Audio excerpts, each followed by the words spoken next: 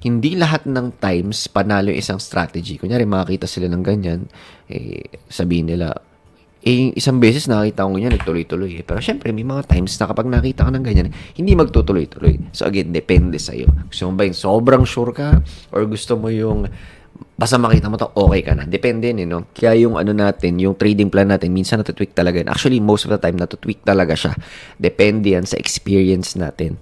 Okay? So, maganda dyan. Kunyari, panalo tayo dito. Tapos, talagin mo na agad sa trading plan mo. Hindi pwedeng ganun. Kailangan, i-testing muna natin siya. Magkaroon tayo ng confidence muna dun sa iti-tweak natin, dun sa trading plan na yun. Okay? So, I hope na-gets nyo ako, no? So, yun yung break and retest sa strategy, di ba? Sobrang lupit. So, actually, kung titignan nyo, descending triangle, break, nagkaroon ng break, ang ganda, no? Descending triangle, pak, pak, di ba? Tapos, biglang nag-break, and then nagkaroon ng confirmation candle, and then, pasok. Okay?